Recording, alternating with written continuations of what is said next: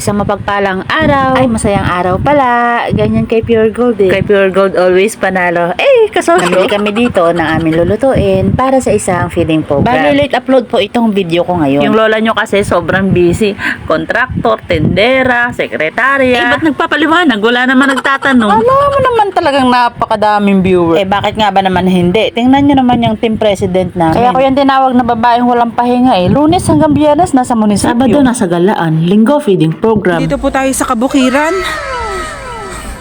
Naglakad po kami na pagkakalayo-layo sa gitna ng initan.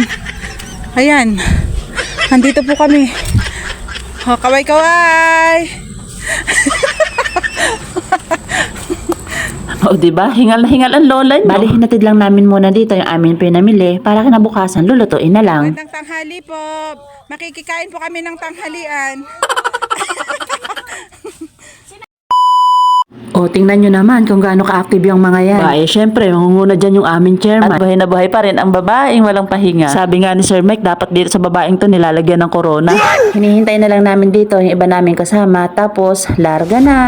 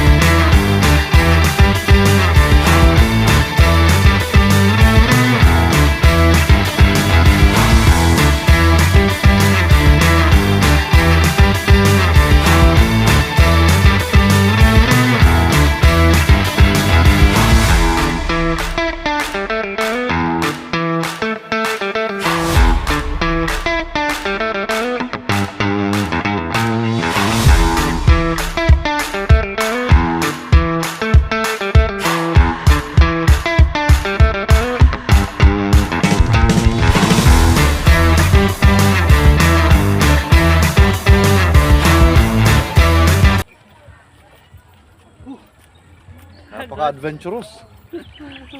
Parang si Ma'am Neri. Hindi ba lang ninerdo sa tulay?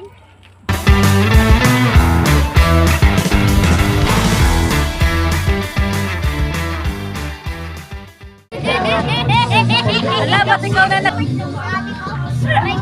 Wala na, mga kumakain na. Kumakain na.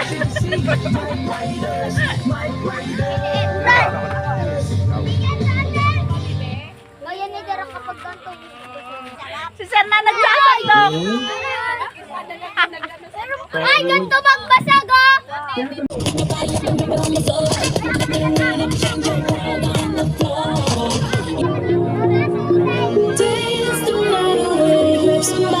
Nung mabusog nga yung mga bata, ay pinagpahinga lang muna namin sila ng konti. Kasi nga, Sir Mike, magpapalaro yan, minsan papadance contest. Nakadalasan naman yung ginagawa tuwing meron kaming activity. Kaya bago kami umuwi, sinasiguro niyang lahat ng mga bata ay masaya. Syempre ba naman, busog na, may mga premyo pa silang naiuwi. Thank God I believe in you.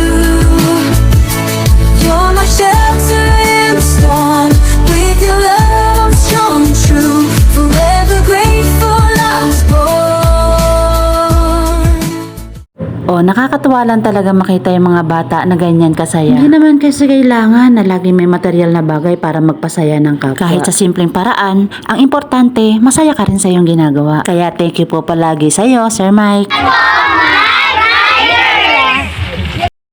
Nung makauwi nga yung mga bata ay nagkaroon kami dito ng konting salo-salo at dito na rin kami nagpasyang mananghalian para makasabay na rin namin kumain yung mag-asawa na nag-invite sa amin dito at nagluto ng pagkain para sa mga bata. Maraming salamat kay Ate Josephine Calma at kay Kuya at sa mga sariwang gulay na pinaulam niyo po sa amin. Tara po, kain po tayo! Thank God I believe in you. You're my shelter in the storm. With your love strong and true. Forever grateful I was Mga kabayan, sa darating na eleksyon po, Michael G. Patulot. Baka hanapin niyo yung pangalan sa listahan. Wala po siya doon. Hindi po siya tatakbo. Para nung barangay eleksyon, nagbumoto pa rin siya. Natapos na naman ang kalahating araw ng may kabuluhang activity. Abangan nyo po ang aming team sa inyong lugar dito sa Montalban para yung mga bata naman sa inyong lugar ang aming mapasaya. At sa mga gusto pa mag-sponsor at mag-share ng kanilang blessing, mag-message lamang po kayo sa aming page.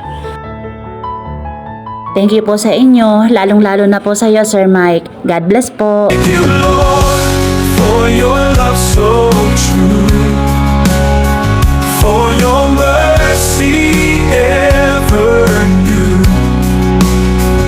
In my heart, a grateful song. Thank you,